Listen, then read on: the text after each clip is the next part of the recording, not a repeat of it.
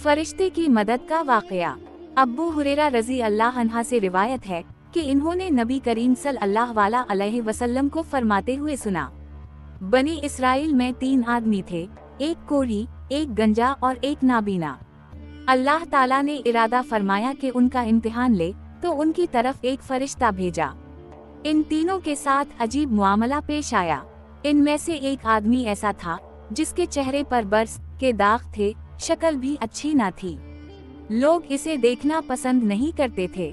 महफिल में बैठकर वो अपने आप को मुजरिम की तरह महसूस करता था, इसलिए बड़ा परेशान फिरता था। इसका कारोबार भी नहीं चलता था। इसके पास एक आदमी आया और आकर इससे कहा, बताओ तुम्हारी कोई परेशानी है? वो कहने लगा, हाँ बड़ी परेशानी है। पूछा, कौन सी परेशानी है? वो कहने लगा, अल्लाह ताला मेरे बर्स के दाग ठीक कर दे, मेरा चेहरा इस काबिल हो कि मैं लोगों में इज्जत के साथ बैठ सकूं, और अल्लाह ताला मेरा कारोबार ठीक कर दे ताकि मैं इज्जत की रोजी खा सकूं। मेरे लिए यही काफी है।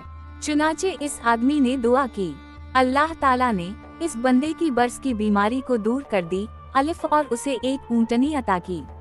ऊंटनी की नस्ल इतनी बढ़ी कि वो हजारों ऊंटों और ऊंटनियों का मालिक बन गया। इसका शुमार अमीर आदमियों में होने लगा। फिर वो आदमी दूसरे के पास गया जिसके सर पर बाल नहीं थे। लोग इसका मजाक उड़ाते रहते थे और इसे गंजा कहते थे।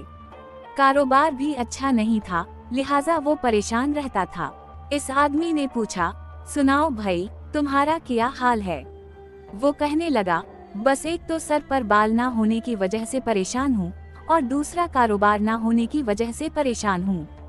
इस आदमी ने कहा, अच्छा अल्लाह ताला तुम्हारे सर पर खूबसूरत बाल उगा दे ताकि तुम देखने में खूबसूरत नजर आओ और अल्लाह ताला तुम्हें अच्छा कारोबार अता करे। चुनाचे इसके सर पर खूबसूरत बाल आ गए और अल्लाह ताला ने उसे एक गाय अता की।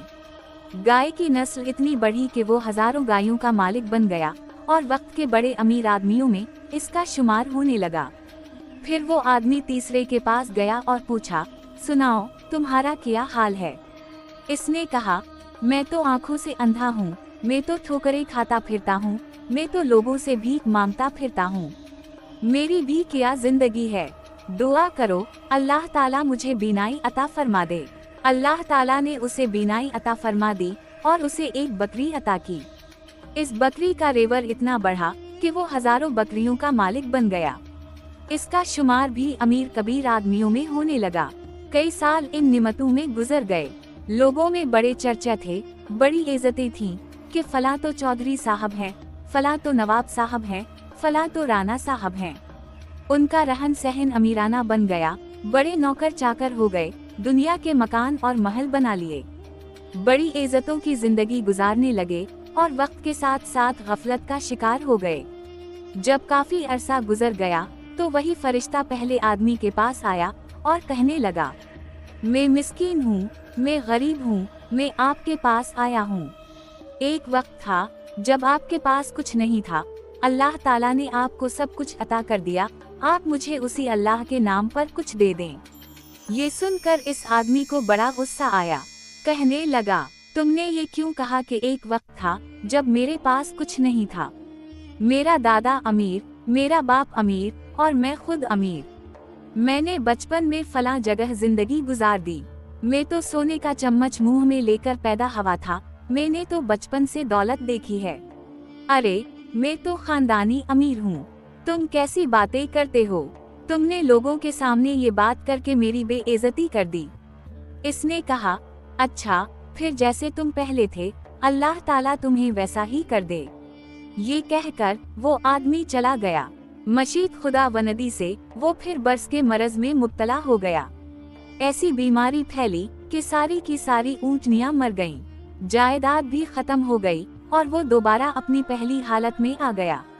फिर वो आदमी दूसरे के पास गया और इससे कहा, मैं बड़ा ही गरीब और मुहताज हूँ, मुझे अल्लाह के नाम पर कुछ दे दो, उसी अल्लाह के नाम पर जिसने आपको सब कुछ दिया, हालांकि आपके पास तो अपना कुछ भी नहीं था। तुमने कैसी बात की? अरे मैं बड़ा अक्लमंद आदमी हूँ, दुनिया मुझे बड़ा बिजनेसमैन कहती है, दुनिया मेरे फैसले तस्लीम करती है। मैंने फलां कारोबार किया, ऐसा सौदा किया कि मुझे इतनी बचत हुई। फलां सौदा किया, इतनी बचत हुई। मियाँ, मेहनत से कमाया है, बगैर मेहनत के कुछ नहीं मिलता। तुम वैसे ही चल कर आ गए हो, भूखे नंगे बनकर तुम्हें कैसे मिल सकता है। हमने ये मेहनत की कमाई की है, कोई आसमान से वैसे ही नहीं गिर गया। हमने दिन रात इसके पीछे मेहनत की, तब हमें ये मिला है। जब उसने इस कसम की बातें की तो वो आदमी कहने लगा, अच्छा, जैसे तुम पहले थे, फिर अल्लाह ताला तुम्हें वैसा ही कर दे। इसकी गायें सबकी सब मर गईं। जब उसने बद्दुआ कर दी तो उसकी जायदाद नुकसान का शिकार होकर हाथों से निकल गई। इसके सर के बाल भी गिर गए और वो दोबारा उसी हालत में आ गया जिसमें पहले था। फिर वो तीसरे आदमी के पास गया और इससे जाकर कहा, मियाँ, मैं मुहताज हूँ, मैं गरीब हूँ, मुझे कुछ दे दो, उसी अल्लाह के नाम पर जिसने आपको सब कुछ दिया, हालांकि आपके पास तो कुछ भी नहीं था।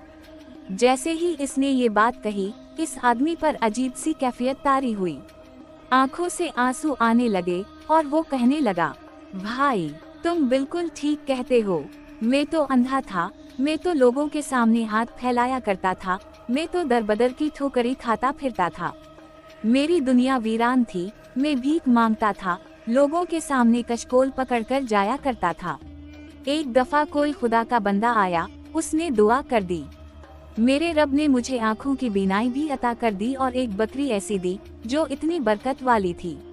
आज देखो, दोनों पहाड़ों के दरमियान जितना रिवर नजर आता है, ये सब मेरे मौला का करम है, ये सब मेरे मौला की दीन है। मेरे पास अपना कुछ नहीं था, ये किसी की दुआ लग गई। मेरे दोस्त, तुम इस अल्लाह के नाम पर मांगने के लिए आए हो, मेरा रिवर तुम्हारे सामने है, तुम जितना चाहो ले सकते हो। मैं अपनी औकात को क्यों भूलूं? मैं तो वही अंधा हूँ, मेरे मौला ने मुझ पर करम किया। इस अजनबी शख्स ने कहा, तुम्हें मुबारक हो, मैं तो अल्लाह का फरिश्ता हूँ। अल्लाह ताला ने मुझे 3 बंदों के पास इम्तिहान के लिए भेजा था। 2 बंदे अपनी औकात को भूल गए और उनसे परवरिदगार ने निमतों को वापस ले लिया, मगर तुमने अपनी औकात को याद रखा।